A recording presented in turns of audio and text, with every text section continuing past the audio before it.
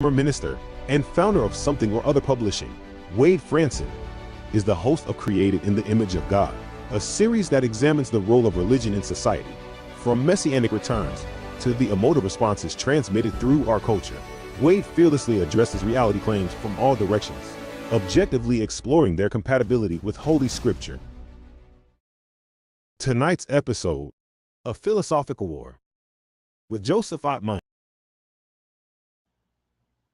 Good evening, everyone. It's Wade Franson, your host of Created in the Image of God.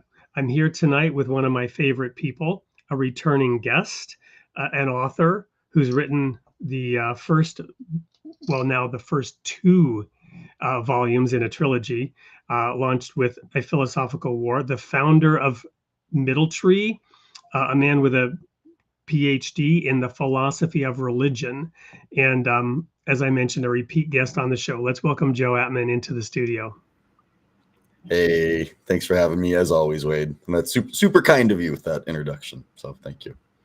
Well, it's truly a pleasure. You and I were chatting a little bit about our respective haciendas, me being here in Wisconsin, where fall is upon us, the fall colors. I was showing you some pictures of the trees because you are in a different hacienda in the Central Valley of California, where, as you mentioned, it has been a brutally hot summer, day after day of degrees in excess of 100, and the receipt of 50 trees that you were planting over the weekend.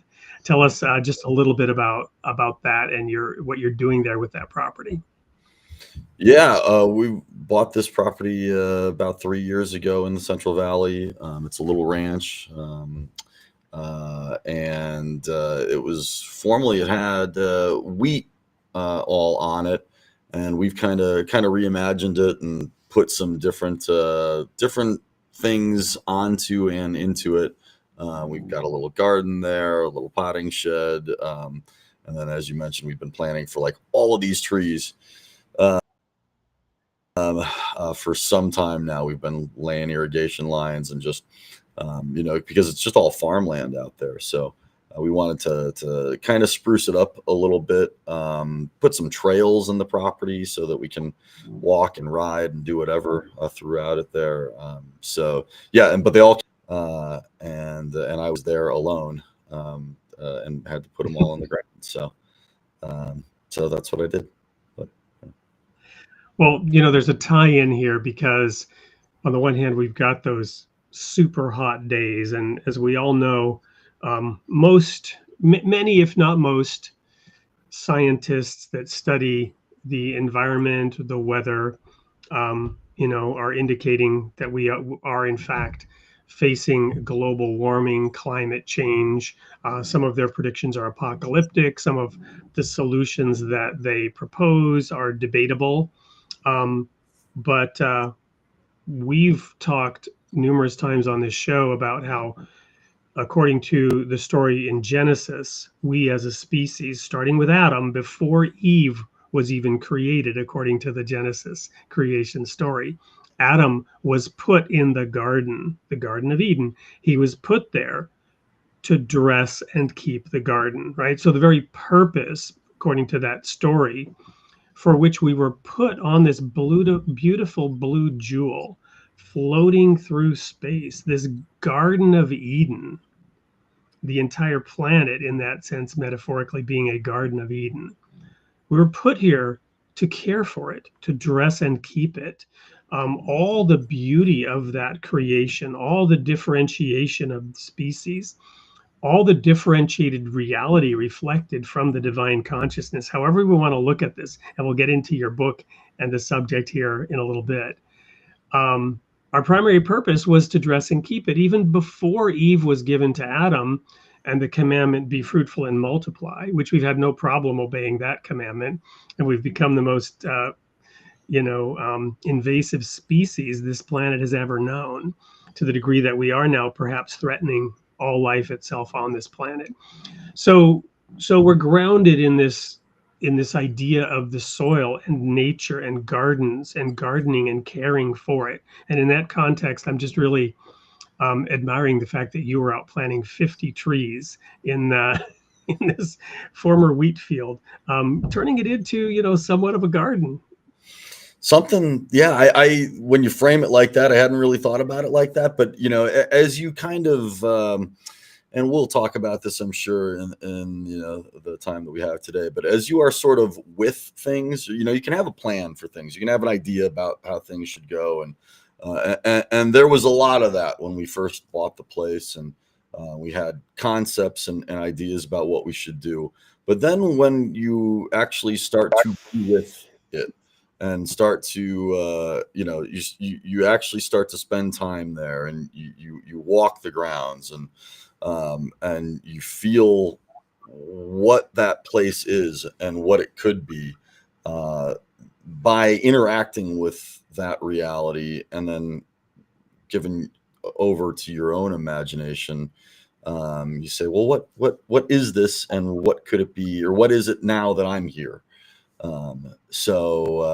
It's really been like an adventure, and it's one we're still kind of starting. But yeah, when you put it like that, yeah, we do feel like we are stewards of that place, right? Of that particular small little parcel in the world. And it's really been kind of epic to be able to shape it in a very small way, and hopefully to its and our and everyone's benefit. I will tell you that we've invited a lot of critters back into it here recently, given that the crops aren't on it anymore, and so like it got overgrown kind of with weeds and reeds, and all sorts of uninvited guests, but that were still not unwelcomed in their own right. A lot of birds, a lot of, like I said, critters. We even had some wild hogs come onto the property, which is okay, and okay and not so okay, and in some ways. But yeah, it's been an interesting to watch it transform before our eyes, and given that we're like the change agents of that, has also been kind of an interesting new role, right? So yeah, so we do have our own little garden there, and we have a literal garden there as well. So that's been a whole other ordeal. But Well, it's not easy. Yeah, no, absolutely. I just want to call out, we don't normally do this early, but I want to call out a comment here from Cameron Cowan, the director of publications at Soup, who has his own podcast, the Cameron Journal. Thanks for being here tonight, Cameron. He was actually on a tour visiting our property here this morning, and looking at those trees out there, and talking a little bit about some of these things. So there are a number of people already in the audience that are talking about this. We've got quite an assembled crowd here today, and so it's when Cameron was here, gave me a little tour. We have chickens here. I let the chickens out. Cameron doesn't know this yet, but when I got to go put them back in, I'm hoping that they all made it back into the little coop. We have 15 chickens. You mentioned critters, right? We've had that battle here, trying to balance the different species, the coyotes, the raccoons, the possums, and others that want to get at those chickens. So dressing and keeping the garden and managing all this is quite a task. We've got Peace on Earth here saying lousy gardeners we are, but we are trying. So here, and we may talk about this a little bit later, but we're turning our property here into a place where we can practice and experiment with regenerative farming, where you're actually trying to improve the soil versus just take from the soil by carefully planting different things in different ways in different times, by balancing out. You have to have animals so that you have the manure, you have to have compost. We're trying to start a food forest, which we've heard takes about 10 years to really get going. So experimenting with some of these different things because it's important, and you learn so much in introducing young people to it. So we'll get into your book, we'll get into Middle Tree, what you're doing there, but we're just sort of letting this breathe and being with it here a little bit in the opening to introduce some of these ideas and concepts of what you're doing out there in California, what we're doing here to the audience.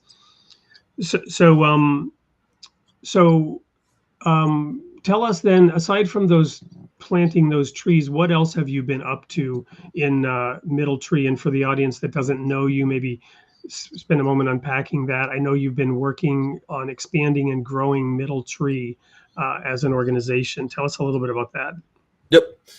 So Middle Tree, for those who aren't familiar with it, is a nonprofit organization created and run by educators. Its mission and purpose is to make sure that we just changed our mission statement. Actually, we've always been doing this, but we just recently reworded it. And it's basically to make sure that every student has access to affordable education in an unlimited capacity and in a personalized fashion. So we're making sure. So for my outlook on the difficulties within the education system is basically that it comes down to a couple of things. It's overcrowded and underfunded. We all are aware that, and it really is underfunded. And then because it's underfunded, it's overcrowded, and teachers don't have the resources that they need in order to reach all the students that they can, or that they otherwise would be able to. And again, when you say it's underfunded, I want to pause there just a moment. And I don't know if you can speak freely about this because of some of the contracts that you have with various school districts in various states, but is your view that it's completely and seriously underfunded, or that the allocation of funds is not as it should be within that system? Well, I mean, is it an absolute lack of funding, or is it other structural concerns that mean that the funding that's available is not delivering on the value that it could be? Yeah, I think it's probably a mixture of both. I mean, again, we literally print money in this country, and so there's so money, and having a basic understanding of economics 101, as we all do. The more money you put out there, the less of the value of it, and we get all that.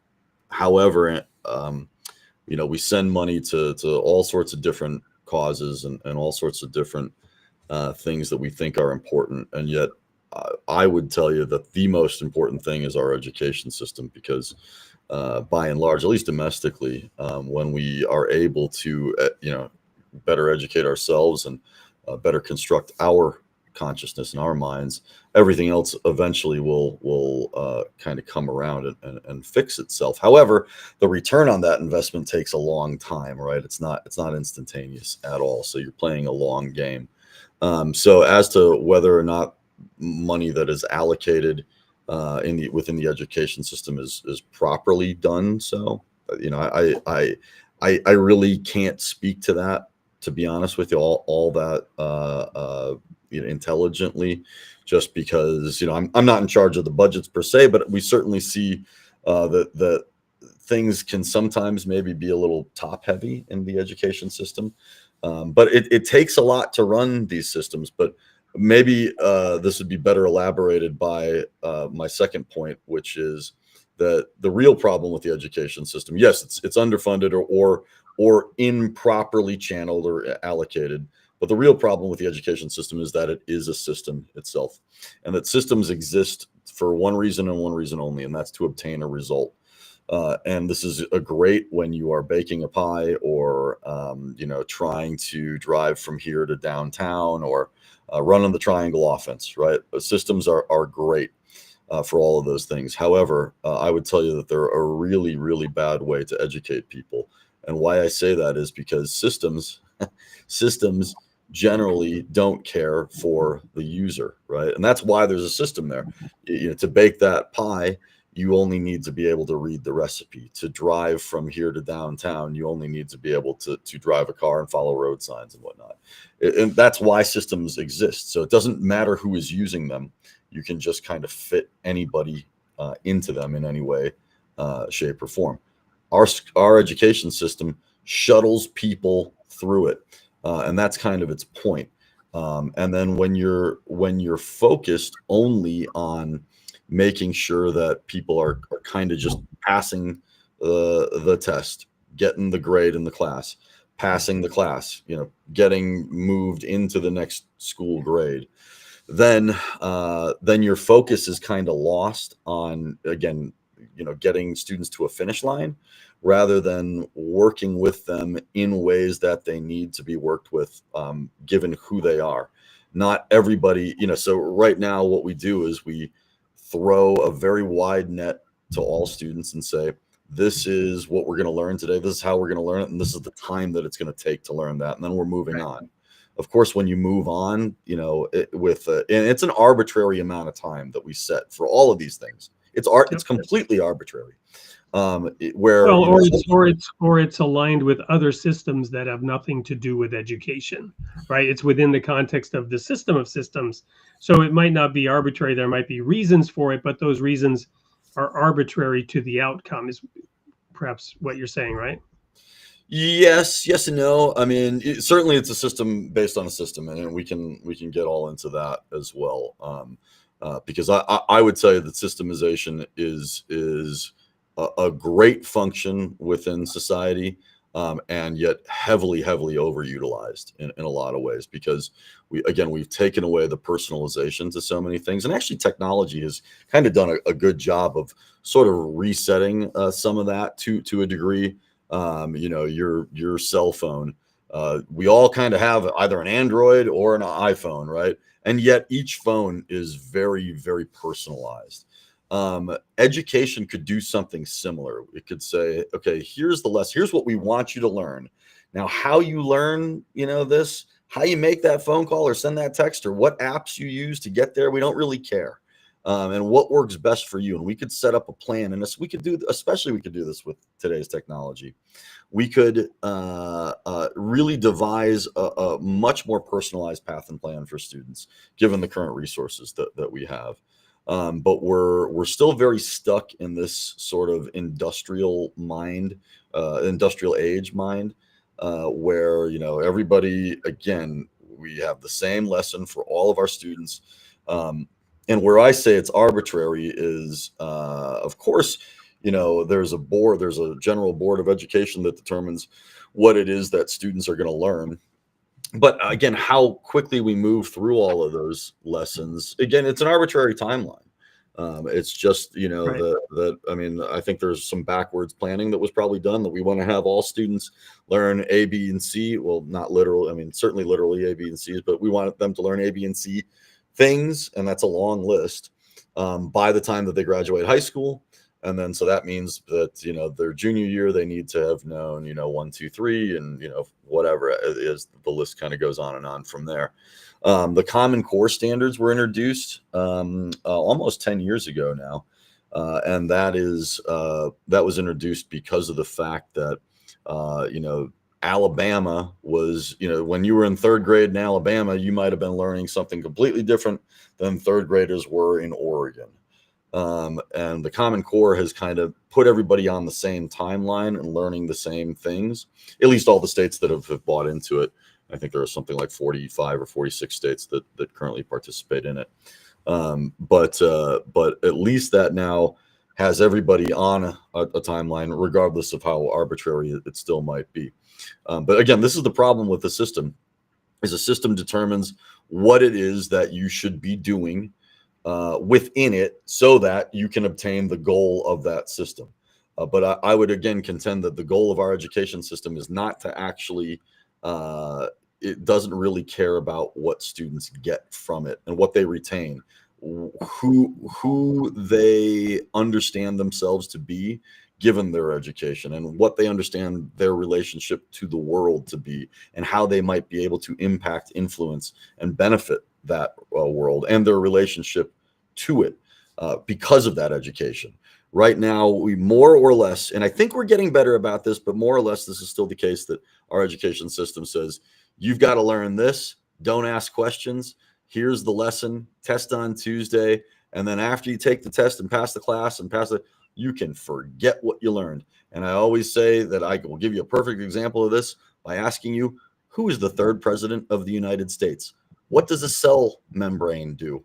What is terminal velocity? These are basic questions, and you're not stupid because you don't know them. It just goes to point out the Yeah. fact that our education system doesn't really care, at least in this country, what it is that you learn, what you know, what you learn, why you've learned it, why you've taught it. It wants you to learn stuff. It's rote memorization and the regurgitation of information. It wants you to learn stuff and then forget. It doesn't care. And then you can forget it and never have to deal with that ever, ever, ever again.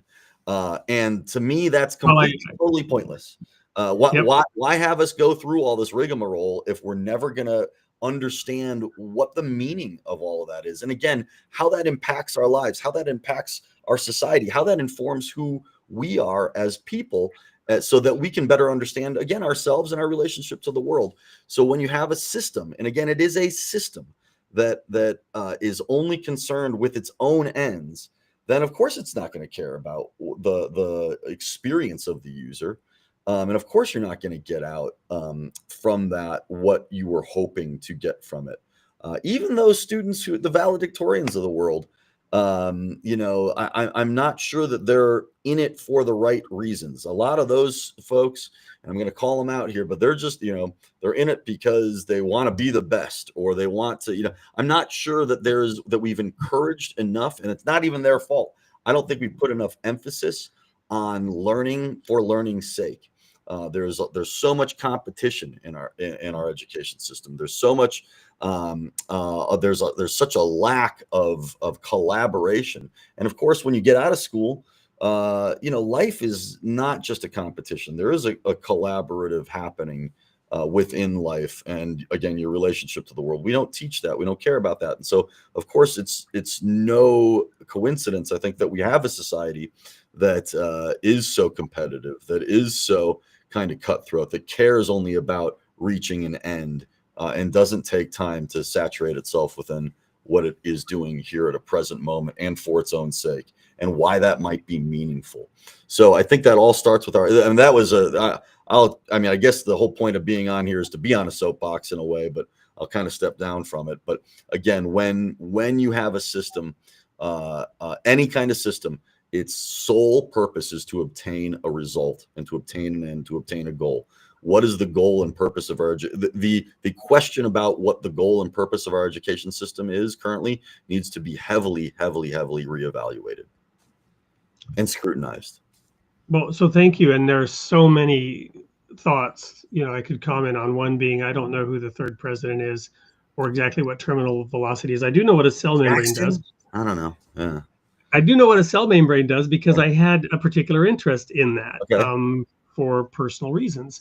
I also want to help the audience let some of the things that you've just said breathe a little bit by saying, my experience with the educational system was so horrific. In my high school yearbook, I wrote, you're supposed to say, what's your impression of high school or your biggest memory? And I'm like, and I wrote in my yearbook, the most horrifying waste of time I've ever experienced in my life. That's what high school was for me, right? And I took 2.5 years off and went to college, and eventually then, got my feet grounded in education. And I desperately needed it because I did nothing in high school. I hated it so much. But anyway, so I was terrified of what I would do to my own kids. And we looked at different options. And for the first time, I'd never seen this. I went to a Montessori school. And I'm not saying that Montessori is the answer here, by the way, but I want to just share a different thing here. When I went into this Montessori school, I saw 30 kids actively engaged in their own learning. And I saw the teacher sort of floating around, guiding and helping the kids gently, but all the kids were engaged in their own individual deep learning process, just gently guided. And they were walking around the classroom, knew what they were doing. It was peaceful and harmonious. And I literally cried because I had a 3-year-old daughter and I was terrified of what I was about to do to her by putting her into the educational system, right? And we didn't want to homeschool. That has its pros and cons, and that was the answer for us. Now, it didn't work as well for our son, but I feel it was beautiful for our daughter. And one of the things they do, and this is where I want to let it breathe a little bit, one of the things they do that's fundamentally different is they have first, second, and third grade together in a classroom. They have fourth, fifth, and sixth grade together in a classroom. They have first, second, and third year students in each of those classrooms. And the third year students are helping the first year students in their learning process. And because of all this helping going on and this cooperation, each child has a lot more freedom and support to explore education in their own way on their own terms. It's more individualized by nature of the system. The outcome perhaps is a little clearer, a little different than the industrialized systemic system that you're talking about. And for the audience and for you, I taught fourth and fifth grade in California for a couple of years, getting my emergency teaching credential. When I resigned from the ministry, I first went into teaching. And that again was a horrific experience that only, made my fear even worse. Now I saw it from the perspective of a teacher in California and how I was expected to act and behave with teaching the students within that system. Yeah, I would make the argument that teachers are probably the biggest victims of the system of anybody, or you could make that argument anyways, because most teachers get into the profession to do a lot of good and to influence, young minds and to spread their love. And I loved that part of it, but then the whole administration and the principal and the approach, and it was just a lot horrible. of politics and red tape, and again, but they are all under the same kind of pressures from the same system. Not blaming any individual, right? They are all within the system. So, but let's put a fork in this piece of it. I want to go to a quick commercial break in which we're actually going to show a little video about Middle Tree, because a picture's worth 1,000 words. So this little video is moving pictures and text, so it's probably worth 10,000 words, to give everyone a little insight into who you are and what you do in terms of your role as the founder of Middle Tree. Don't go anywhere. We're going to come right back and dig into more philosophical, spiritual, religious principles as we begin to work through this topic and the life and times of Mr. Joseph Atman. We'll be right back.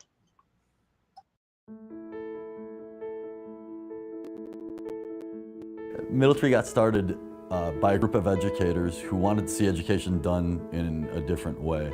Socioeconomic status is the primary factor in whether a person is admitted to college at present. And we think that that is simply, unfair. And so our mission is to work against that by allowing people from less privileged backgrounds access to the tools that people from more privileged backgrounds are able to have. The programs that we offer here are tutoring, college counseling, ACT and SAT test prep, and our summer seed program. The tutoring program is unlike any other on the planet that I'm aware of, in that we allow students to be here on a membership basis. Students can come as often as they'd like to without an appointment, and they can be here for as long as they want to. I really like helping kids understand things that they have been told that they're not good at. In sixth grade, that's when I noticed my grades started to go up, especially in math. That's usually where I need my help. I prefer to be able to just have fun with the kids in a way that inspires them to want to learn more and to have fun while they're learning. The way they do it here, they just have that vibe, if they make it fun. We don't have a system here. We don't have a workbook. We don't have an actual program. We have individual students, and we approach each and every individual student as individuals. I love to go finish my homework so I can go home, chill, and just play video games or something like that. What Middle Tree did for me was it gave me back my time after dinner or before dinner to do things with my son that let me be mom. It gave me back my mom time. I came here and I finished the year with a B in math, which came up from an F, which I totally think is because of this place. I had A's and B's completely. We really want to make sure that we're reaching people on their levels. If you don't understand something, they will help you until you feel comfortable with it. I like to empower my students to use their voices. They want you to ask questions, and they want you to learn better than you ever did before. Really, all we really want are for our kids to be healthy and happy. And I think Middle Tree embraces each kid being their best self, being their individualized self.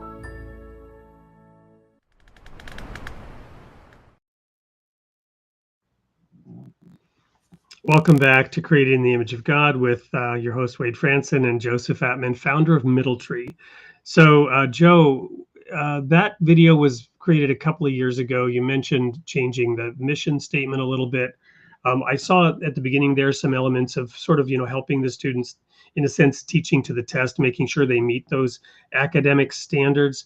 Have you further developed the program and the approach, or is that still a pretty good representation of what you do? It's still a really good representation of what we do. And so what has changed about us really since the creation of that video and that messaging is that we've been able to service a lot more school district partners, and a lot more just other nonprofit partners, cities, anybody who really needs any academic assistance or programming, regardless of what kind of entity they might be.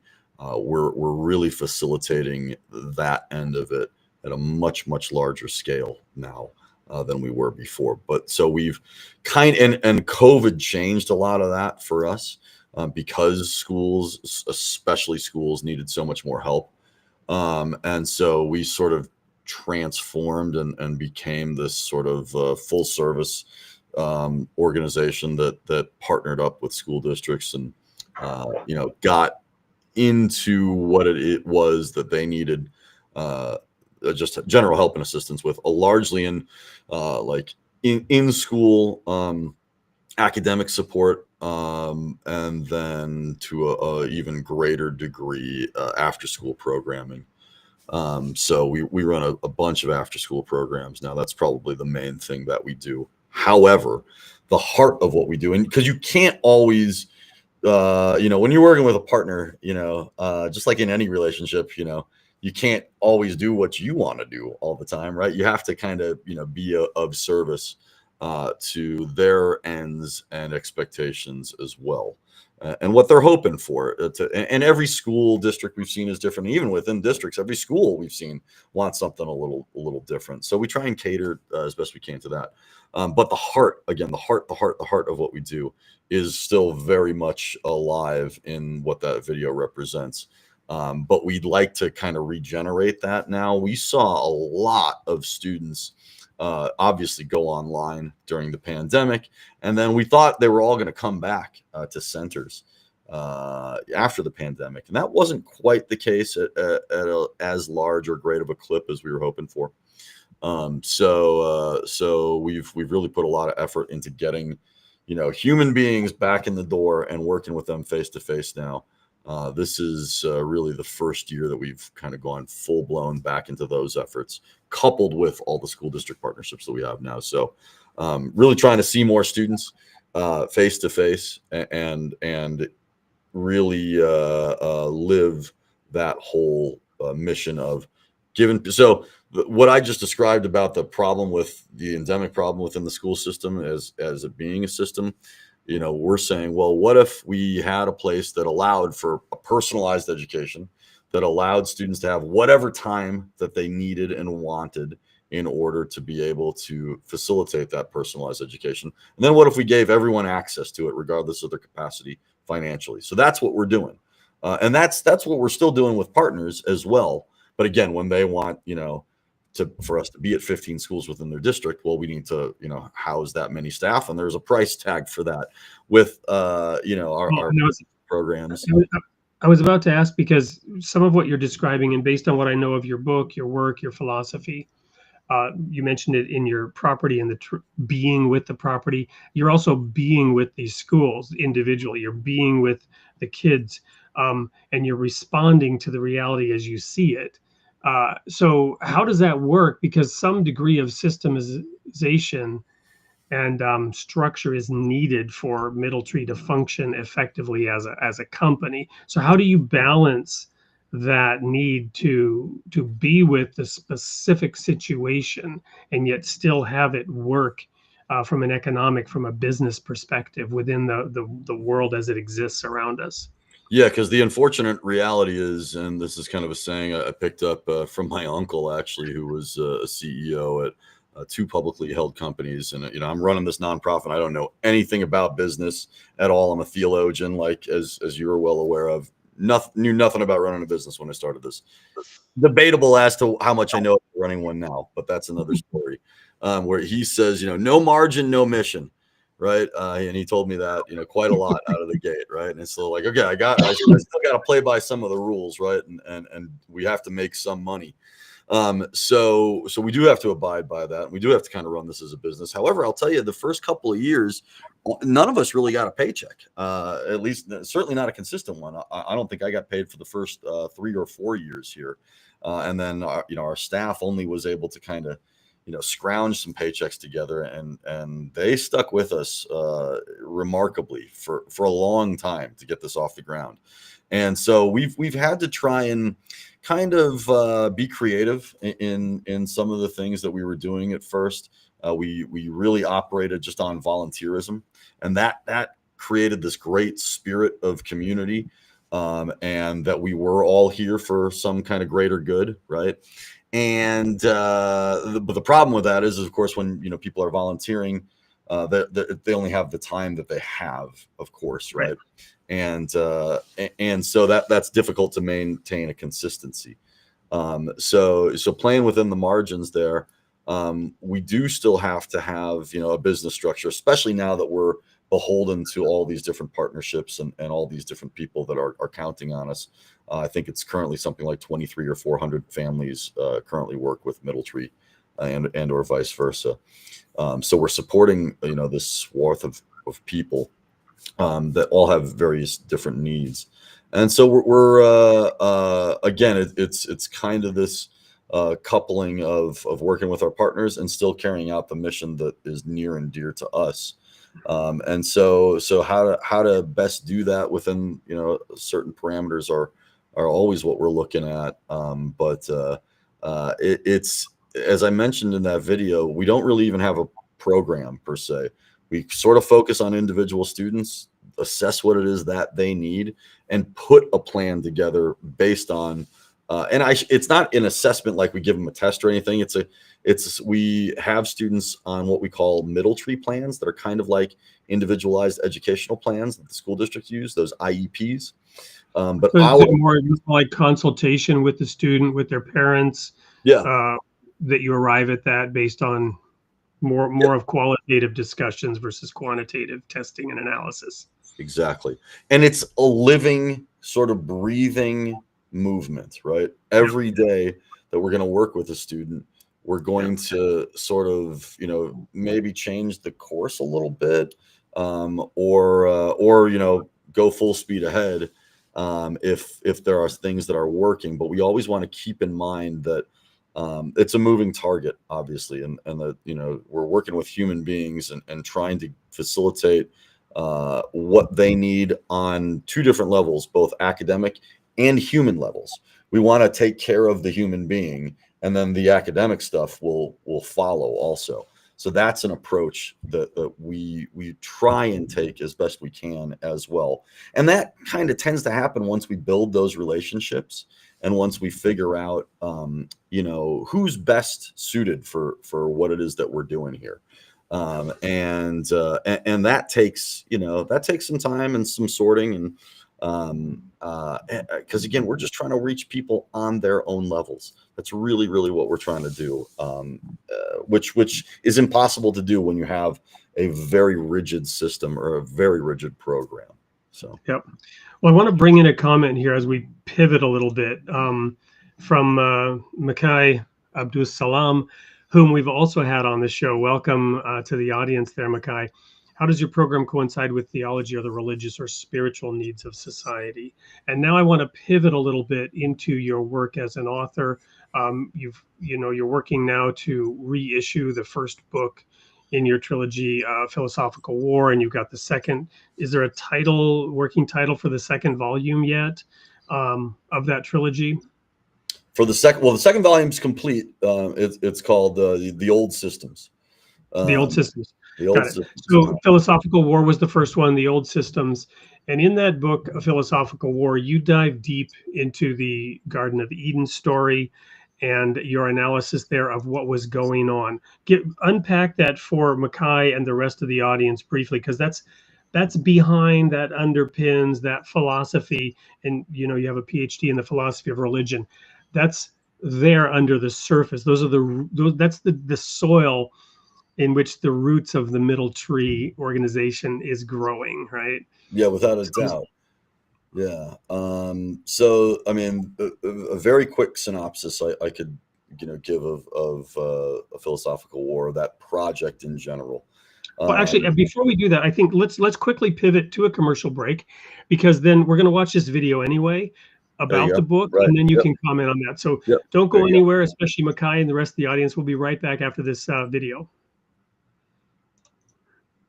In a world where the battle of minds goes unnoticed, one man dared to challenge the very structure of consciousness itself. Joseph Atman proudly presents the first part of his groundbreaking collected work, A Philosophical War. Atman's mission is to expose humanity's most elusive adversary, the structure of its own consciousness.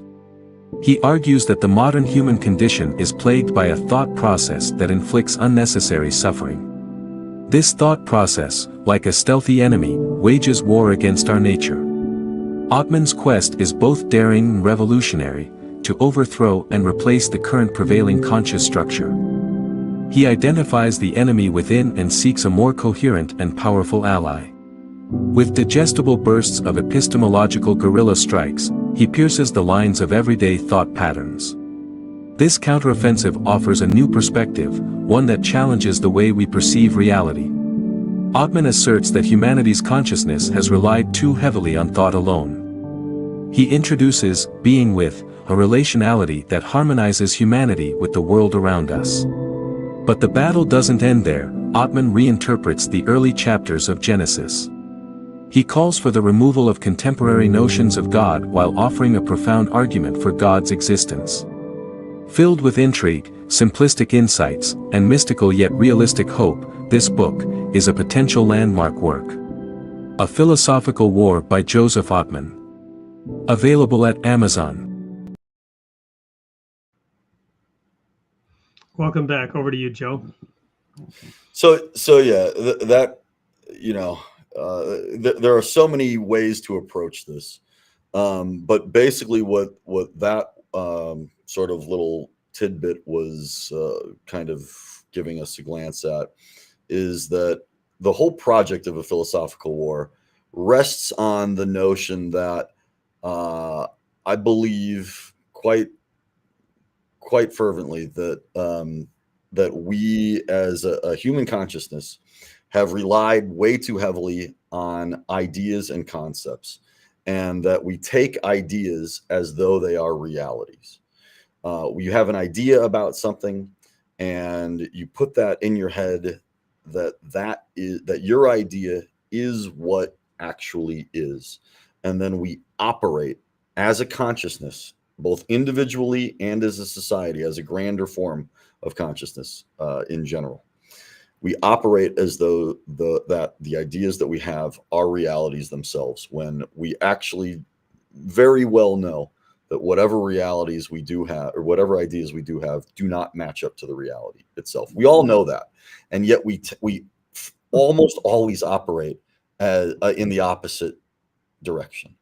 So that is quite simply the general thesis of the book, is that we've pigeonholed our minds. We've painted ourselves in this proverbial corner by saying that we have to conceptualize, understand things through this lens of ideology, concept and notion of, and not, as the commercial just alluded to, this idea that, or this concept that I introduced, and I use that word loosely, concept and idea, but this approach of being with.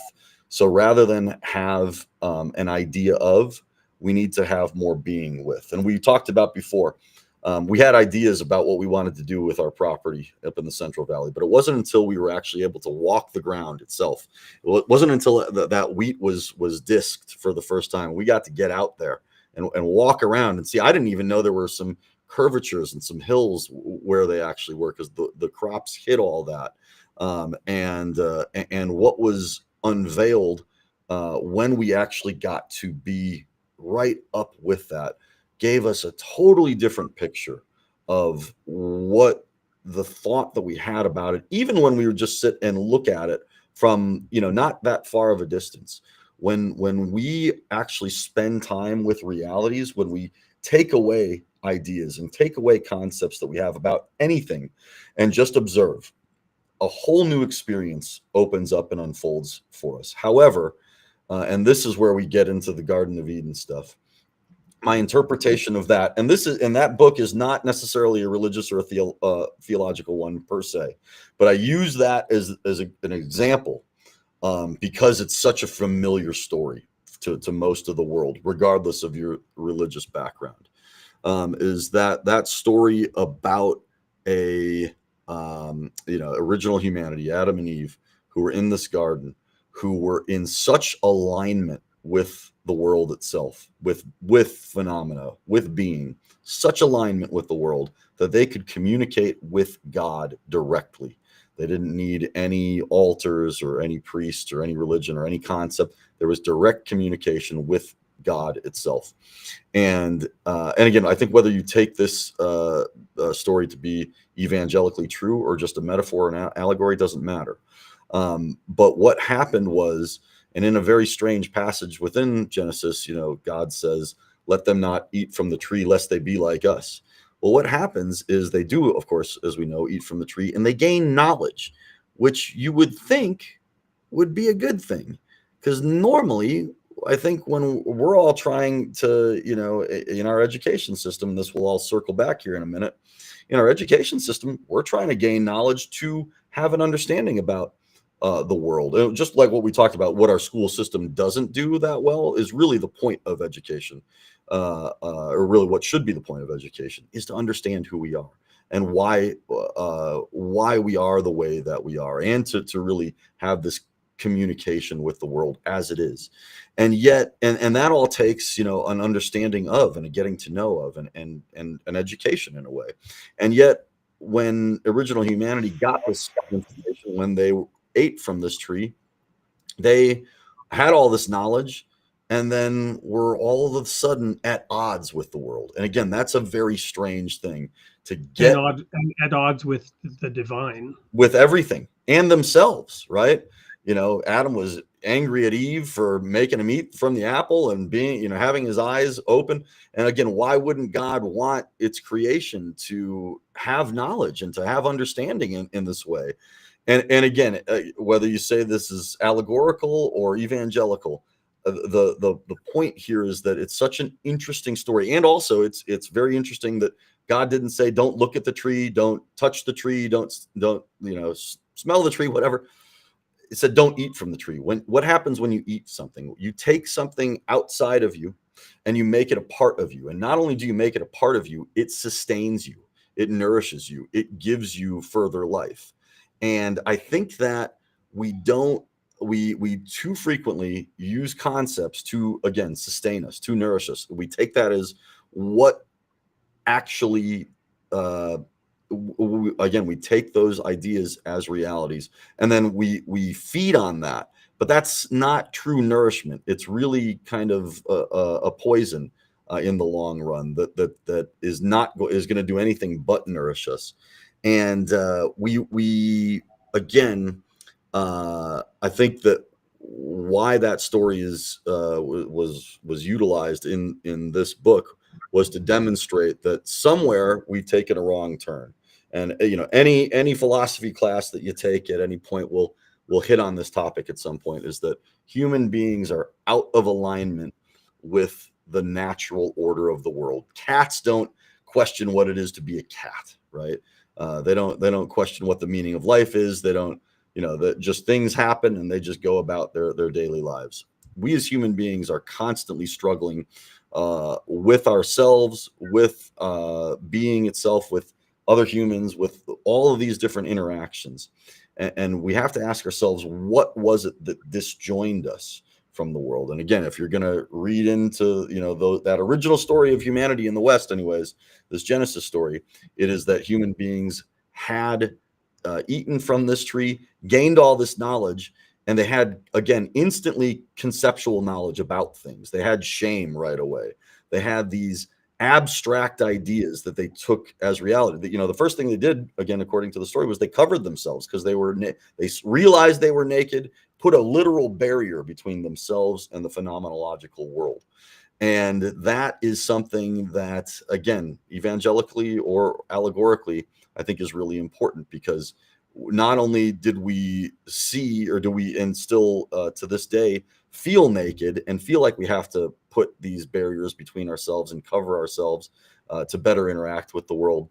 But that gives us comfort in and of itself, when our true and natural state doesn't really require that per se. Again, there's a lot to unpack there, but it kind of comes down to the fact that we rely far too heavily on conceptual modes of thinking, and we've formed a whole consciousness around those modes of ideology, concept, notion, idea itself, and taken those as realities and operated in that fashion. And I would contest that that is the most dangerous thing that a consciousness of any kind could do. Well, there's so much there, and of course I've read this book, studied it, provided some editorial feedback initially, working with you now to reissue it, and I think that's an amazing, relatively short unpacking of it. So in the second volume now, you're going into could you refresh us on what that title is again? Yeah, it's called The Old Systems, and The Old Systems. Yeah. So where do you take this then? And to preface it, when we talked about this book through the first, working through it some time ago, I highlighted that to me, you really brought out the idea of why that commandment is so important from Moses. And you didn't address this at all in your book, but to me, it spoke to me in this way, where God said, thou shalt have no other false gods before me. Thou shalt not make any graven image, no idols, to bow down to them and worship them. And these false concepts of reality, they are exactly that. They are a false idol. They are a conception of reality, of God, of consciousness, that is of our own making. And we do, in fact, bow down and worship them. We make ourselves slaves to those ideas, right? Yeah. Yes. So now it's almost like that's the cancer, and this cancer then metastasizes into systemic forms. Is that fair in terms of where you're going with the second book? Perfect, man. Because what I just kind of laid out, and I get so flustered in talking about it when I'm trying to just summarize it really quickly, because again, it's a book, right? But it's also very simple, because the idea is a simple one. But to give you the full picture, I try and go at it from all angles. But so the way that you just worded it is so perfect, is that exactly you have this little cell of a cancerous happening that is benign, probably actually at first, and then it does metastasize into all of these other things and all of these other different manifestations. And what I lay out in part 2 is talking about how actually language itself is the first place where we get misled about everything, right? Because I can tell you something and language actually acts as matter. And why, I can tell you, something, I can give you, something that I say that's totally arbitrary. Wade, I don't like your shirt or whatever. You can choose to react to that, whatever, even though I think we're pretty much wearing the same shirt, just a different color. No, but my color is much better than yours, Joe. It is a much better color. And well, I should have been more mindful that I was going to be on camera today, and was like, I wasn't. But I can say something to you and you can have a reaction to that. So you react to an idea, to language that I'm saying that has no real value. You give it value because of the belief and the meaning that you think that my words have. And so words themselves act as matter. But language itself, I say in the first part of the book that I think that we should just strike the word God from language, period, because no one has any idea what we're talking about when we talk about God. Your definition is different than your wife's definition, than your neighbor's definition, than your priest's definition, than the person who is a totally different religion from you, from the atheist. No one has any idea what we're talking about when you say the word God, because we've never sat down and defined that term, exactly what it is, and no one can really agree on it. So I say, let's just get rid of that word. Let's just, I'm not saying get rid of the idea, the reality. You can't get rid of the reality. We need to just stop with the whole what is, or God, period, because no one has an idea of again what we're talking about when we say that word. So I strike that. Well, this appealed to me, even though obviously the last thing I would ever do is get rid of God. The title of this show is Created in the Image of God. And I'm not saying get rid of God. I'm just saying get rid of the word, because nobody. But this resonated with me instantly, because my own experience was the world, the universe, the little perfect hermetically sealed world that I was in for, a decade or more, in my belief system within my church group, incredibly motivated. You mentioned that Middle Tree was successful because people were working without a paycheck, right? They were pouring their lives into this thing, their whole being. They were serving the growth of Middle Tree, and they got it off the ground. And we were all in this beautiful hermetically sealed bubble that shattered and split right down the middle over an argument about the nature of God. This global denomination that was doing all these amazing things. We were, most of us were so enthusiastic about this, devoting our lives to it, ripped apart because of a debate about the nature of God. Mm-hmm. And again, pointless.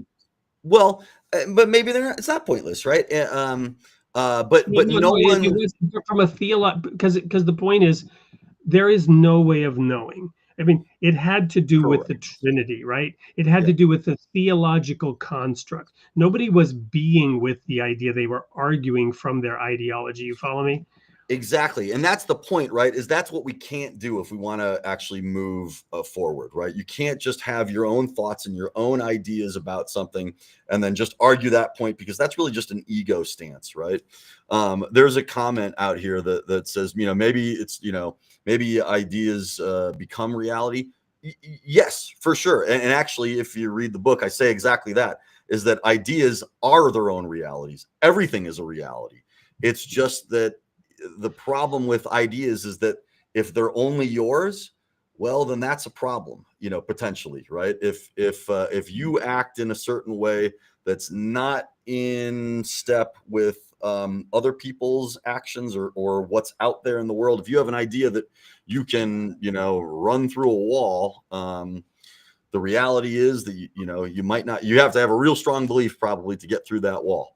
That if you have any, and this is precisely the point, is that your thoughts actually can influence, they do influence reality. They influence what reality is.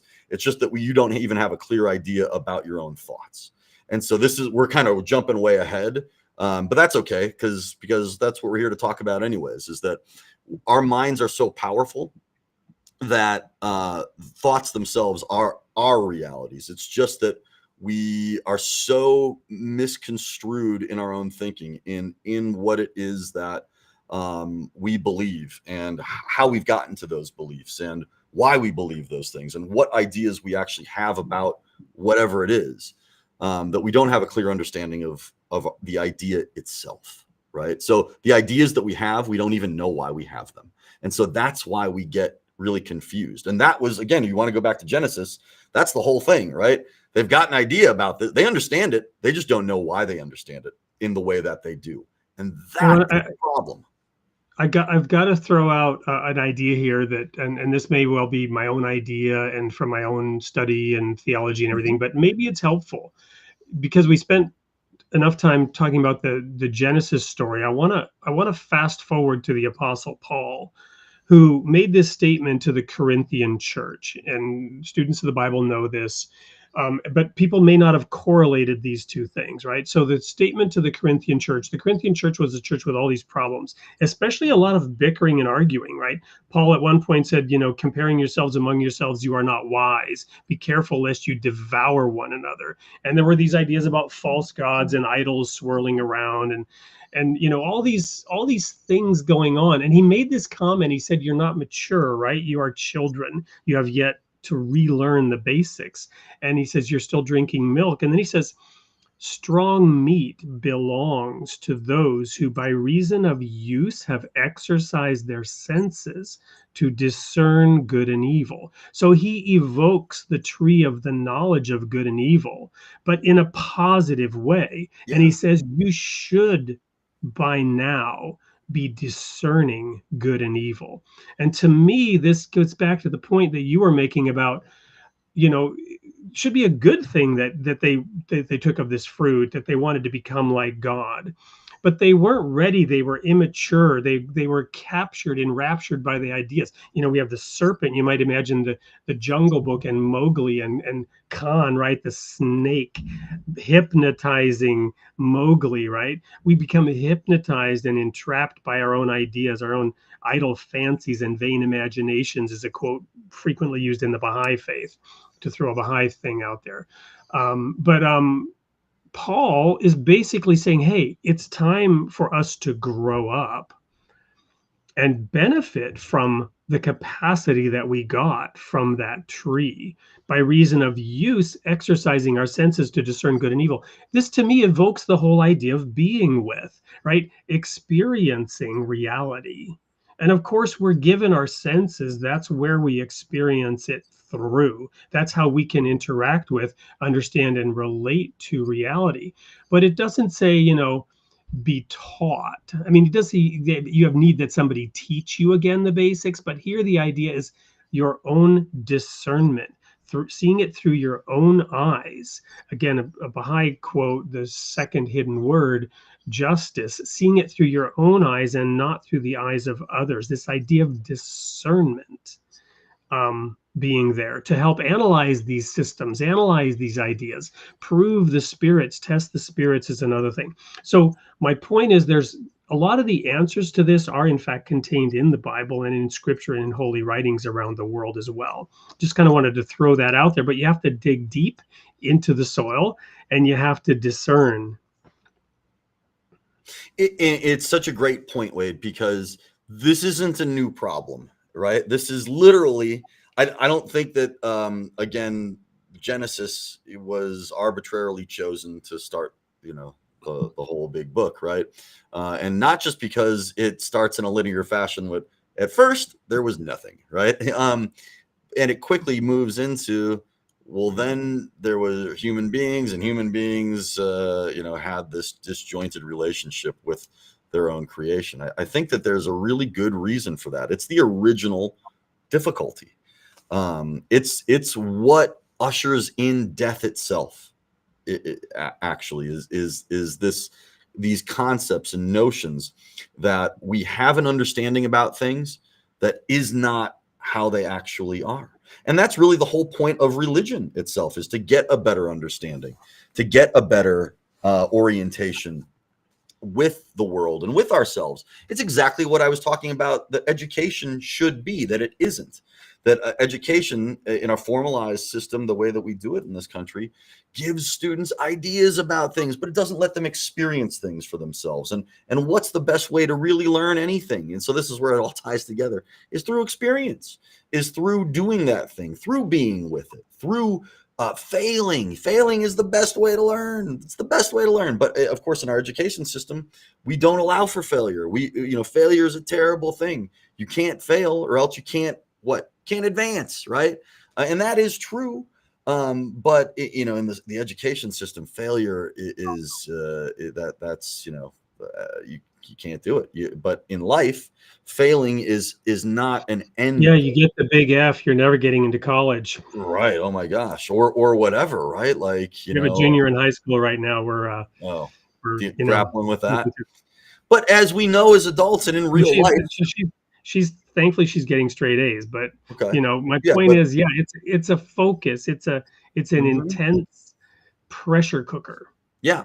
But again, in real life, when you fail, that's not the end. I mean, it shouldn't be the end. It should No. be a new starting point for you. Now, Exactly. that's not always easy to do, but it usually the greatest successes come out of the greatest failures. And Joe, sorry, go ahead. no, I was just going to say, and those failures are the things that steel us and metal us and make us who we are, and then we can take and build on that and become better because of it, only through failure. Well, that was really all I was going to say on that. But it's an important part of the process. I don't know. We should be less afraid to fail because I think here's the maybe the final put a bow on it is that we think when we fail that we have an understanding about what happened, but we don't, because we only have an idea about what we thought it is to fail. The reality is if you keep pushing on, something else is going to avail itself, right? So it's that mindset that we always have, because it's like we have concepts about the way that things are when the ideas we have are almost never the way that it really is. So that was what I did.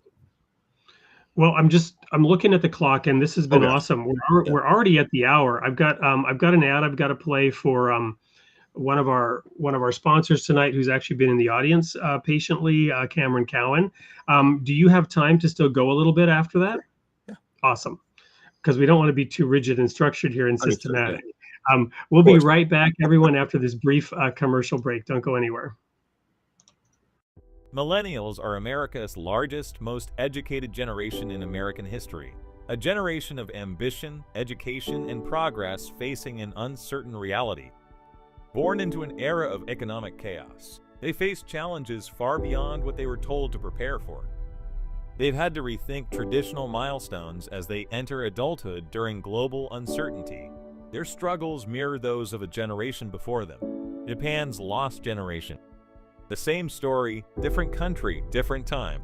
America's lost generation goes beyond the numbers to capture the unique ways this generation is reshaping their future, in their own words. It's a story of real people, authentic challenges, and untold resilience. Explore the stories and reflections of America's Lost Generation by Cameron Cohen. Available now at soupllc.com. I thought that was a fitting segue too, as we were talking about systems adapting. I'm got this image going through my head of our life, right? Because you mentioned the notion of death also entering in the Garden of Eden story, and the tree there. So you have this, very young baby, child, anything in nature that's young is going through this rapid growth. We know from childhood development that there's a super learning phase, right? Where, it's just limitless possibilities and imagination and creativity and growth. And, with anything that's healthy, that growth is just amazing. But then you get to, sort of maturity, and you get this almost vision of, sort of the things settling in, or as the talking heads said, David Byrne, I can feel my lifetime piling up, right? The accumulation of those ideas. And these visions, dreams turn into isms, right? And ideologies that then constrain us and make our worldview more rigid. And then you kind of get this atrophy phase where things no longer work. So it just seems to be in the cycle of reality itself to teach us this lesson. But it's our reality that we're creating, right? Through our understanding about it, or our misunderstanding of it, because there's no barrier between ourselves and what is. There's no barrier, only ourselves. And if we allow ourselves to, again, have simple and direct access to whatever it might be, unhindered by our own ideas about it. Like if you can get rid of yourself, your past, your thoughts, and simply observe what is, you will have a completely and totally new experience with something that you have looked at 10,000 times, right? But it's that process of unhinging from your experiences. I'm thinking of that joke, right, about the Buddhist retreat in which it's all fun and games until somebody loses an eye. Right. There you go. Yeah. Right, the barriers that we create and erect around ourselves. It's like a dad Buddhist joke right there. I like that. Yeah, but that's what it is, right? It's always the encasing that we wrap around ourselves that is going to be that barrier, and frequently that encasing is kind of made of glass. We don't see it ourselves at all, and yet it still keeps us at a distance and degree from, again, period, from whatever. The process of deconstructing that is a really difficult one, and it's one that frequently we don't want to give up, because when you sacrifice that, you sacrifice your identity and all the things that you understand about, again, yourself and the world. And that's okay. It's okay to want to hold on to those things. As a matter of fact, it's healthy. In fact, I once was told by a Buddhist monk, when I asked him, what's the real problem with having an ego? And he said to me, if you have too much of an ego, you die. And I said, what happens if you have too little of an ego? He says, you die. So, it's always about finding a balance, right? And that really is it, right? I thought it was genius. I thought it was such a genius thing to say. And I've never forgotten it. So it's okay to have some of that, but again, striking that balance is a difficult thing to do. And if you can pierce through it and observe things just as they are without you even being there, there's a good question is, if you're just in pure observation, is there really a self at all? Or is there just observation of?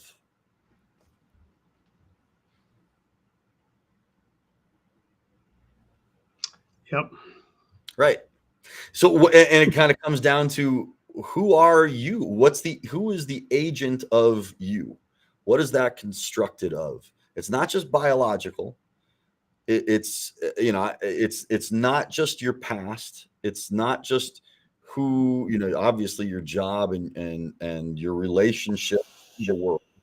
It's something far beyond that. I would argue that everything is simply consciousness in different forms.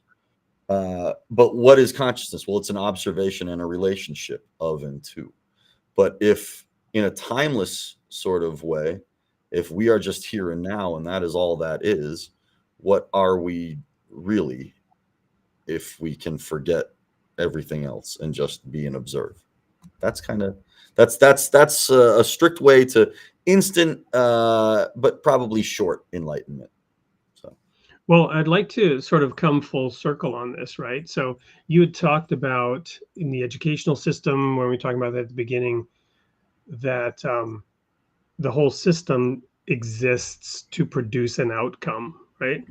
And the question is, what is that outcome, right? So what is our purpose on Earth? While we're here in this phase of existence, because every religion would agree with this generalized statement. They'd have different ways of expressing it. But we have a period of time here between our birth and our death. It's only a phase of existence, right? Whether there was something before, every religious idea is that there is something after. There's some purpose for this phase of existence. So during this phase of existence, what outcome do we want? What should we hope to gain, to use that word, from this experience between birth and death? What are the lessons that we want to learn? Why are we focused on that? I would tell you that almost everything that we focus on, every experience that we have, has come about by any number of choices that we've made. And those choices have been because we've wanted to focus primarily on something. and we've wanted to go in that direction. And so why is the real question. Why have we chosen the choices that we've made? Why have we chosen to focus on the things that we do? What are the lessons that we're trying to teach ourselves? Because ultimately, you know, it's just us dealing with oneself, dealing with oneself. And then ironically, you can say, because that's the case, there really is no self, right? We're all just sort of one reflection of what is, of creation, of being, of God, of whatever. But I'm observing and being with Joseph Atman right now. So my question is, well, Joseph Atman, what are you, or why is your motivation focused around middle tree, for example? You've devoted a significant portion of your time, energy, your observational powers, your being with experience to that. So why? Because of everything that we've kind of talked about here today. And I appreciate that question, because I think that it's so important to re-educate the human mind. And what better way to do that than to start with those minds that are most sponge-like and malleable. And so root cause analysis, and you know, I've spent some time in the IT world and debugging and whatever. Okay, you ask why 5 times. Okay, so why is it important to help those minds? I'm going to maybe dig down like 3 or 4 or 5. Let's go. So why is it important to reach those minds, to help those minds think differently? Because we don't want people writing in their yearbooks it was the biggest waste of time in their life, right? What's wrong with that? No time here should be a waste, right? Are you invalidating my experience? No, not at all. But nobody should feel like they wasted, you know, any time whatsoever. And we want to make sure that students love learning. The people love learning. But this is a chance for me to reiterate one of my favorite sayings. If you cannot be a good example, you can at least serve as a horrifying warning, right? and for me, high school was a horrifying warning and a big wake-up call. I woke up from the hangover of high school, you know, 1.5, 2 years later. Thankfully, it wasn't too late, and I got my butt to a college institution in a situation that kind of saved my life. But that's a whole nother Oprah. But so, okay, so why? So rephrase that in not such a personalized way to me, right?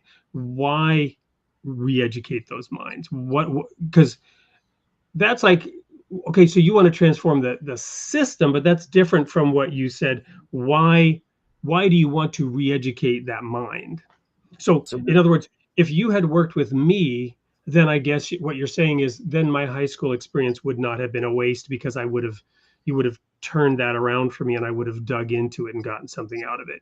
I don't think it would have been possible at that point. I think I had to learn and experience and be with myself in a way that to wake myself up. It wasn't something somebody else could do for me, and I had to do it by wasting my high school years and blaming other circumstances for my misery. And I think that that's an important lesson, you know, for you, right? Obviously, like you had to, like you said, you had to go through that in order to learn it. And we all have to understand why we're focused on the things that we are, and why we've had the experiences, and why we've taken from those experiences what we've taken from them, because we're trying to teach ourselves something. Clearly, I could give a million reasons and blame a million other things as to why and how it wasn't my fault and all that, and how I was set up and abandoned and mistreated, and you know, I was just raising my middle finger at the world around me because the world had so badly mistreated me, right? But then the realization that I was only hurting myself came around in a big way. But anyway, but still, why does Joseph Atman want to help those minds? I think because he sees his own journey as one that could have also been similarly like avoided.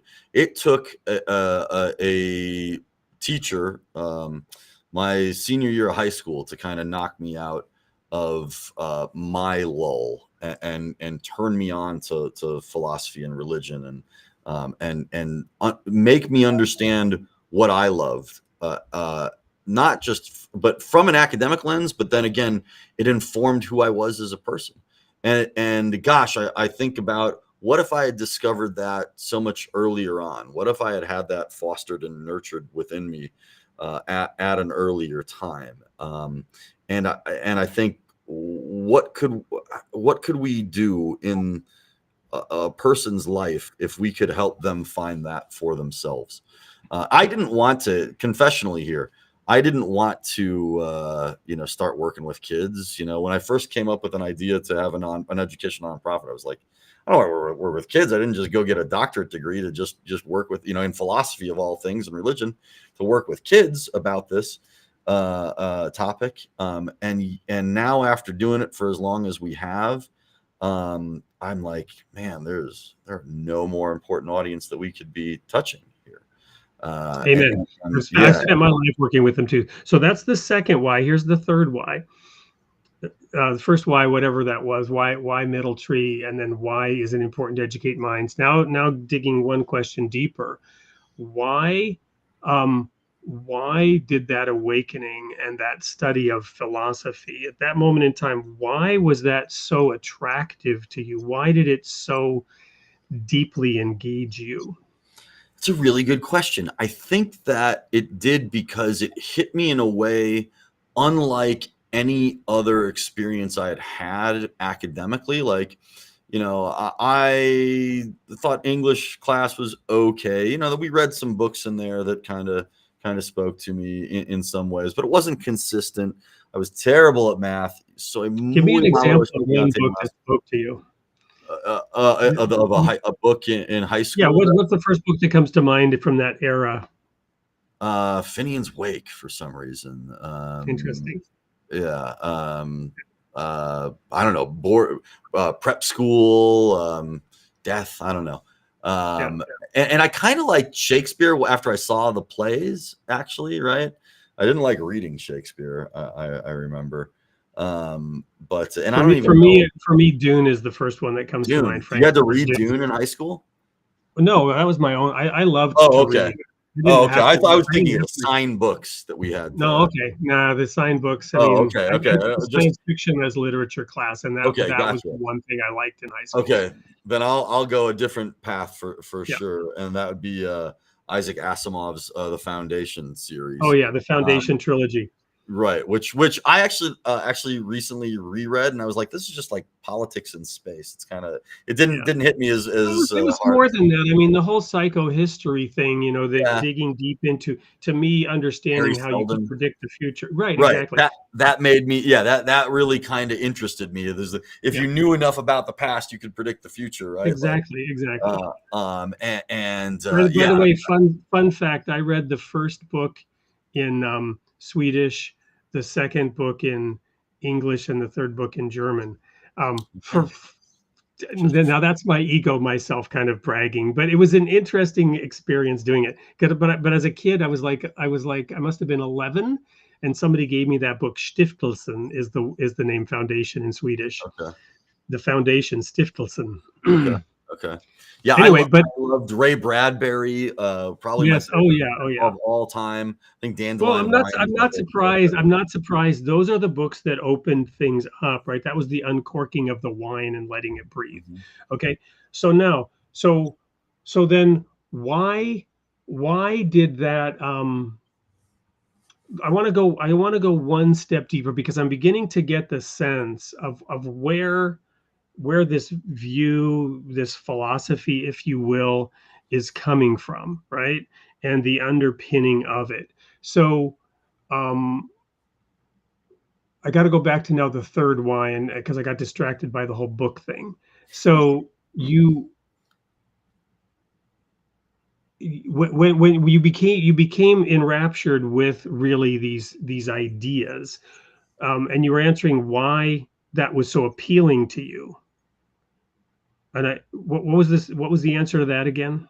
Sorry. Why the ideas were so appealing to me was just why because you were so caught up by that phase in life right. where Gotcha, where this gentleman, this person had sort of opened that up to you to dive in that way into study and thought. Yeah, because again, you know, I was given all of this in an academic setting, so it was in a place that I similarly had a academically negative experience with. I went to school, you know, to socialize, right, to hang out, to like that was why I loved school. Had nothing to do with the books and what we learned there. And then so all of a sudden, I was given this way of thinking that I didn't even know existed, right? And to me, it was sort of mesmerizing that that human beings could have this kind of these kind of insights and have this kind of very honest, open connection to things, or this grappling with trying to understand what it was to be a human being. And I thought that vulnerability was so beautiful, and that it made me be more of a human myself, or made me be more honest with myself, and allowed me to be more of myself, which again, I think is the point of a good education, is to get to understand you and your relationship to the world all the better. And that for the first time, academically or even otherwise, because we grew up Roman Catholic, and you know, Roman Catholic, you know, Catholicism, you know, it was all about, you know, CCD and church on Sundays, and you know, the sacraments and all of that stuff. And but it was more of at least my experience with it was more of a kind of do as you're told, don't ask questions. Here's, you know, it was just another version of school so far as I was concerned. And I didn't really have a deep appreciation for Catholicism or the Christian faith in general, really, until I got to study it from an academic lens. So it kind of brought like this other part of my life sort of into focus as well. This part, again, that because, you know, when you're small, you're born into a religion, you're born into a society, you're given all these things. You're told who you are before you get a chance to actually ask the question of who am I, right? You're told all of the stuff about you. You're given a narrative about yourself. And so that helped me to kind of bring some focus into it.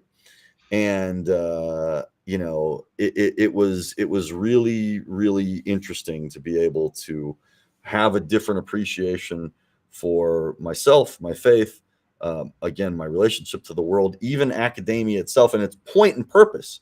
I didn't know if I was going to be graduating high school, much less attending college thereafter.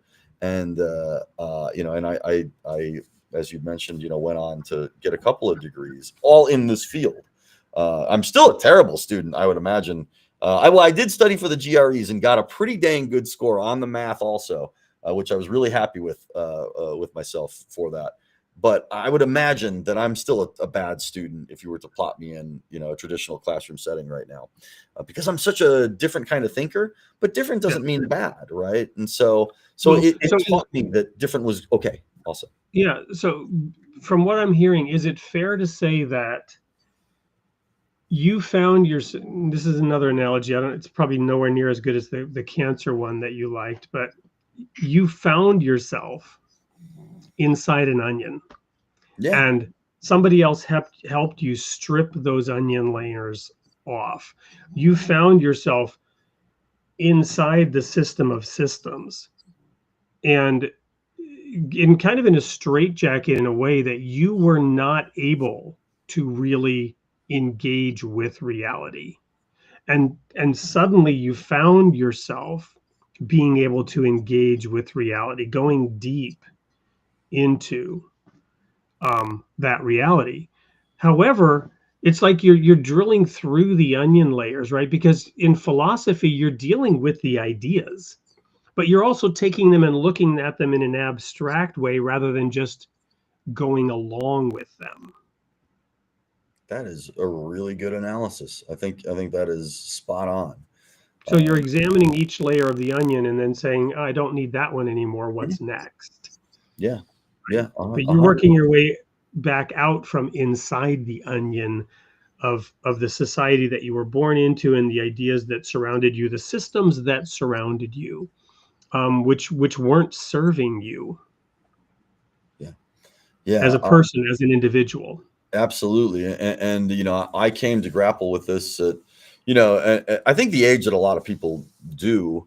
And I just found that this mode of thinking also gave me access to almost like not all of human experience, but a lot of different touch points along the human experiential line, because I wasn't again then pigeonholed into, well, you know, I'm from this religion, and it's okay to be from a particular religion that you identify with. That's totally fine. If that works for you, that's great. But for me, because I hadn't really connected, you know, to any one thing, this allowed me to connect kind of to all of it in a way that I felt like I didn't have access to or understanding of at the time. Not that I have a great understanding of any of it now per se, but at least now I know that I'm capable of stripping away my own preconceptions and biases and notions about things, and just digesting information and then grappling with that as it is. And that's really what I learned. I didn't learn, I always say this, and I'm the terrible memorizer of facts, which is probably why I did, you know, so badly in school, in traditional school anyways. I'm terrible at rote memorization, but I enjoy creative thinking, and philosophy and should be about teaching people how to think. And so should education, period. Should be teaching people how to think, not what to think, or you know, ideas about things. Because when you're able to think for yourself or in your own way, and when you're able to saturate with information in an unbiased way, that is really the key to unlocking any information that is put in front of you. So I want to read a quote here, and I'm actually looking up a song to see if I can play it. I may get me in trouble with copyright or whatever, but it's the quote is, hang on, let me just, or at least I want to be able to tell people. I want to make sure this song, it's a little bit obscure. I'll read the quote here in a second. I'm trying to see if people can find it. It's not by P. Diddy, is it? You know, that's probably taboo to play right now. Sorry, by what? By P. Diddy? No. This is a quote from from the Baha'i writings, Baha'u'llah. It's hidden word number 40 from the Persian. It's very short. O my servant, free thyself from the fetters of this world, and loose thy soul from the prison of self. Seize thy chance, for it will come to thee no more. Kind of like seize the day, carpe diem, but at a much deeper level. I was like, say seize or cease by chance, but seize, yeah. Seize, grab, carpe diem. Mm-hmm. O my servant, free thyself from the fetters of this world, and loose thy soul from the prison of self. Seize thy chance, for it will come to thee no more. So, talking about the purpose of this phase of existence, there is potentially, based on this quote, I wasn't thinking of this earlier, but we're born into this material world. When we're given a sense of self, we talked about desire at some point in this conversation. Eve desired that fruit. It says she desired that fruit. This word desire is interesting in the story, because later God is talking to Cain before he kills Abel, and he says, sin desires you. Right? So Eve desired the forbidden fruit, and she took it, and it was sin, disobedience. And now that same sin desired Cain. And interestingly, there's so many layers in that story. The curse on Eve, if you want to call it a curse, the outcome of doing that was, you shall have pain in childbirth. And this is often, taken physically, women have pain in childbirth. It also is sometimes referred to as Christ, what he would have. But I think her firstborn son, the outcome of the childbirth, killed her second-born son. You talk about pain in childbirth for a mother to have your firstborn son kill your second-born son, and this desire that she had is later the desire that sin has for Cain. And God says to Cain, sin desires you, it's at the very door, but you shall rule over it. Right? So in one sense, we're given this sense of self and these ideas and these concepts that we grow up in, and we're inside the onion. And we have to free ourselves from the prison of self during this phase of our existence is maybe one way to look at this. And I'm not trying to give the answer or anything like that. I'm just being with this conversation and sharing thoughts that have come as a result of this conversation. Yeah. Here's a comment from, it's a long one, from Finally Free Store. If you put it into perspective, we are but a needle on a record player. I love that because we love music so much, right? Barely touching it. That's our lifespan, right where the needle touches the album in comparison to the beginning and the end. Of course, nobody who's under 30 understands what this is, right? Because they don't know what a needle is on a record. Actually, it's a new phase. It's coming back in, right? So this is an interesting thought here from the audience. Certainly. Well, Joe, we're going to come back here. Well, no, let's go to your final thoughts now, and then I'll play the sneak peek for next week. So Joe, I've just shared sort of my being with this conversation and what's come to me, but I want you to definitely have the last word here and sort of sum up or wrap up any thoughts that you have that you want to leave the audience with before we wrap this up tonight.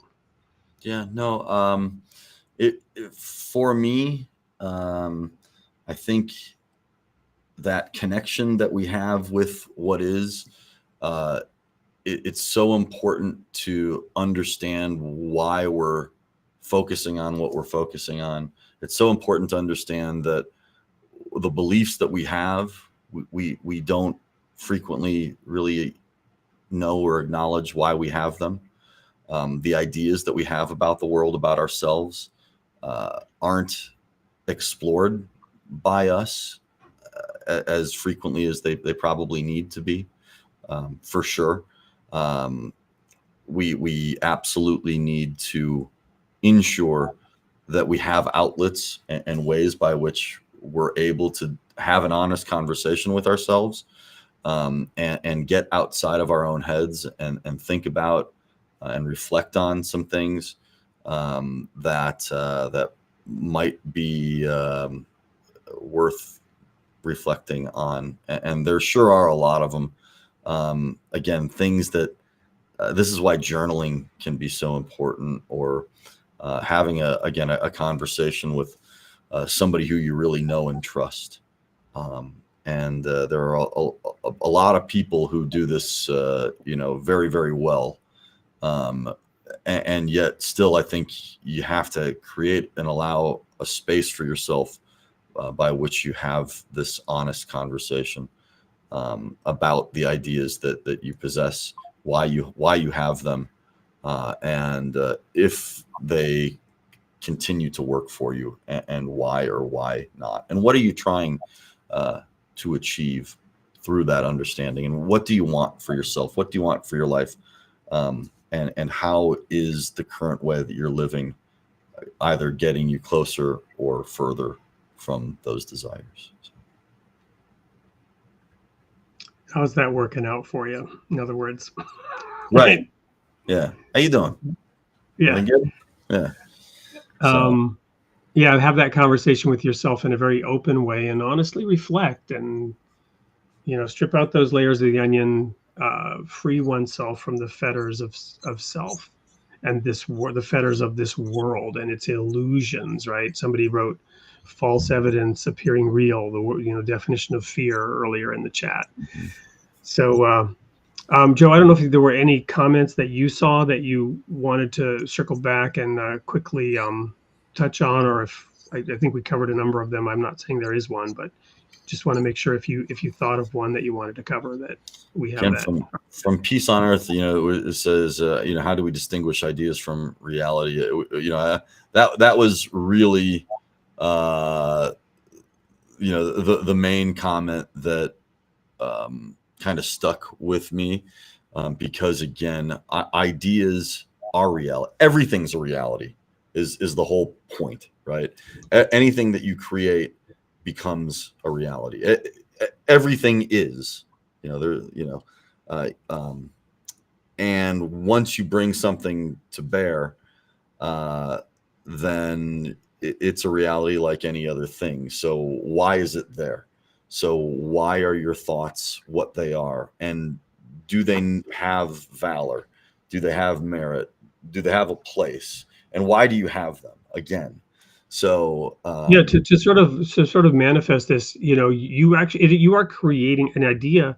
You're creating a reality through that idea. It's like a house, a room that you can be in. And you know, to your point a few moments ago, look at that and ask yourself, is this house helping me, or have I created a prison for myself?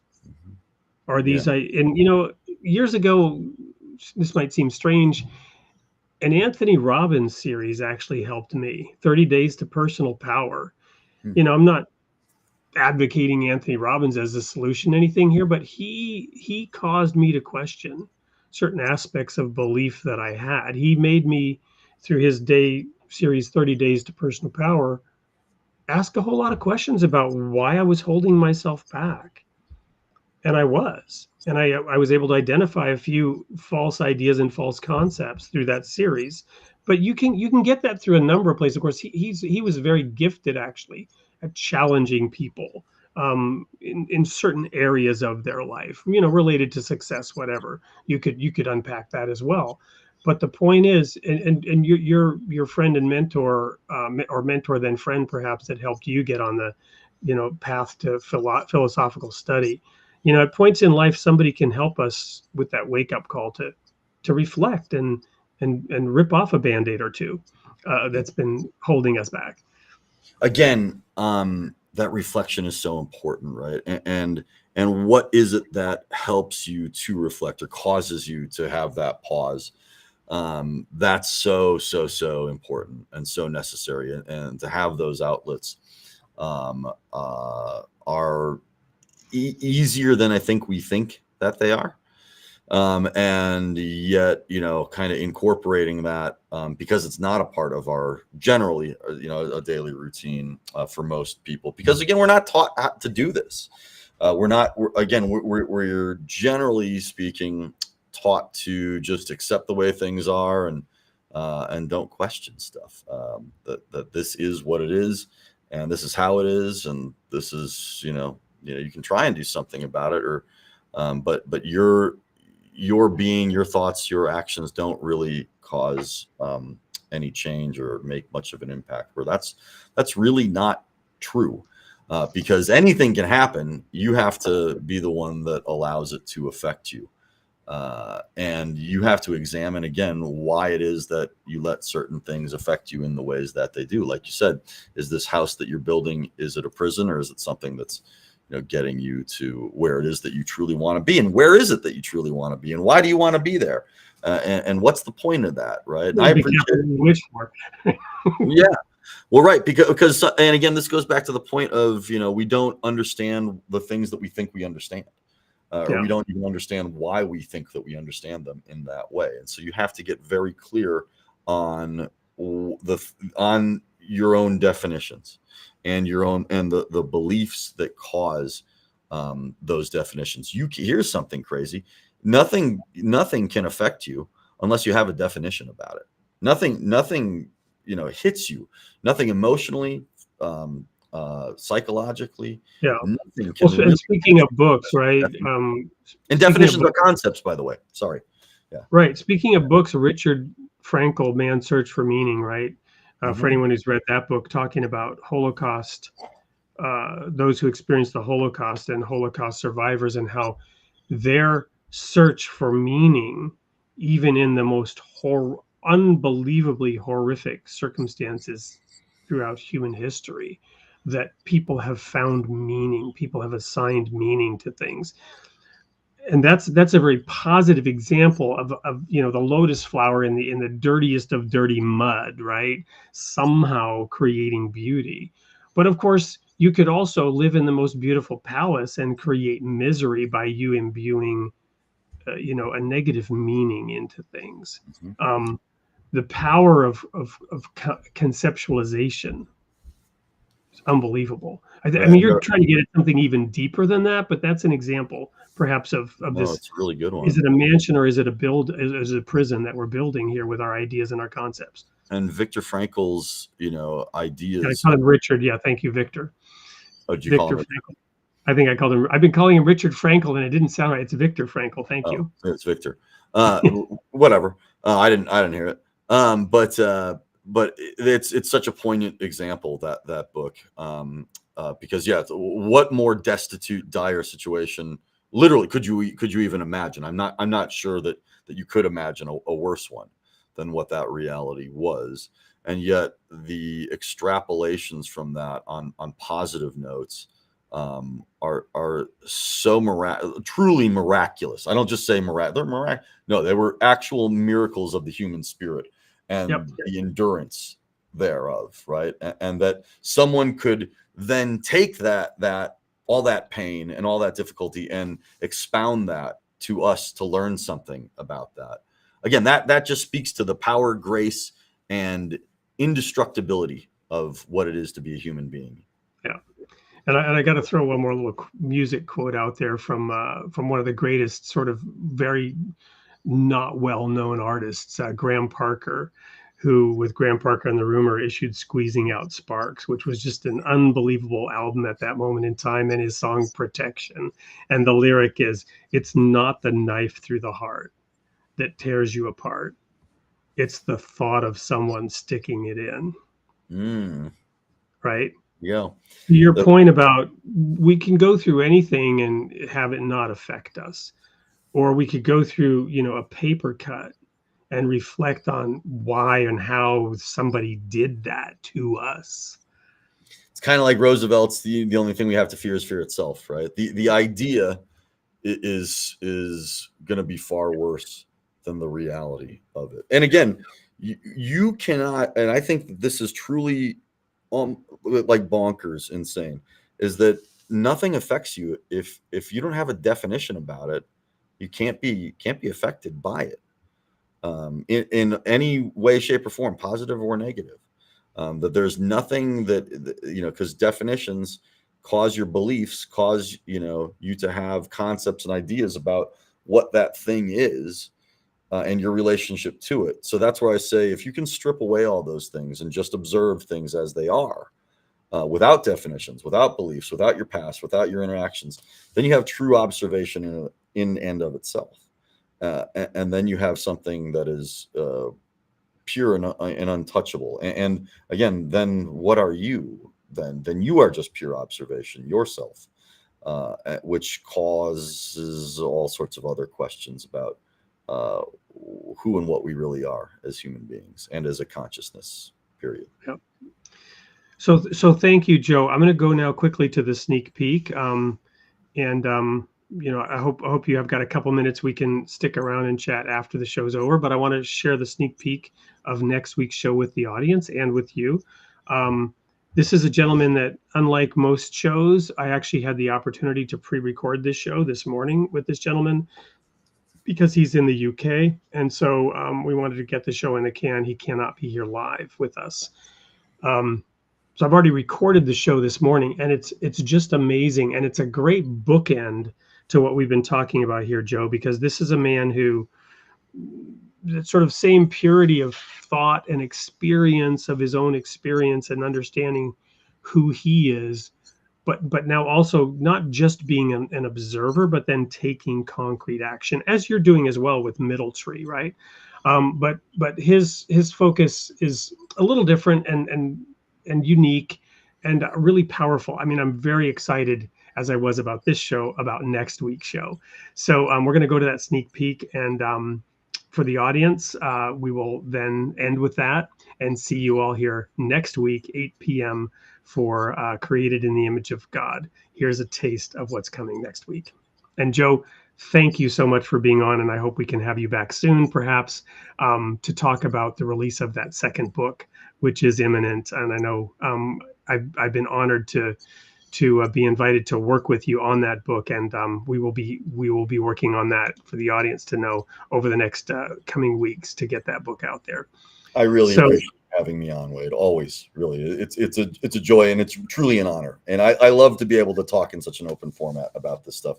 Peace on Earth said that this was a psychedelic experience, so I think that's a good thing. I hope it wasn't too heady, but it's really important to kind of break down. And thank you for giving me a format to do that. Yeah. Hey, Peace on Earth. Get his book, A Philosophical War. You won't be disappointed. And Christine, sorry you missed it, but it will be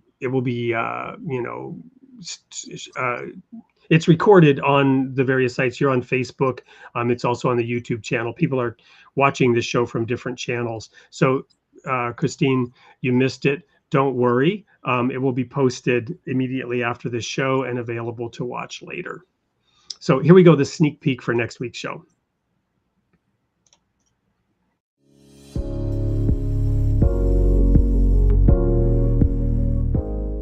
Hello, everyone. It's Wade Franson, host of Created in the Image of God, with a very early morning sneak peek into episode 122 with Krish Kandiah. Krish Kandiah was recently awarded the Order of the British Empire by King Charles III, and it was the first honors list that the king did after his inauguration.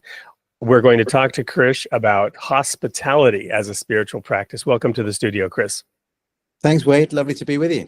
Sorry it's so early for you. And well, no worries. My voice is cracking a little bit. I just got my Yeti coffee here for this sneak peek. So Krish, we talked in preparing for the show about your work, and tell us a little bit about what our guests can expect to hear when they tune in on October 29th.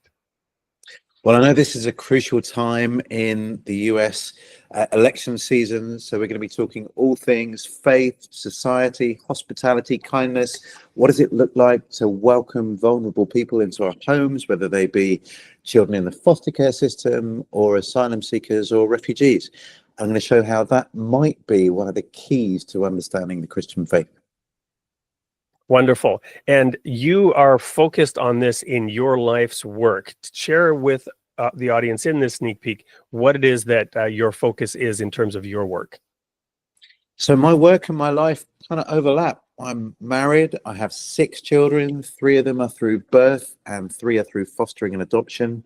And it was entering into the world of being a foster parent that opened my eyes to so many needs within the British society, particularly around vulnerable children, but later unaccompanied asylum-seeking children.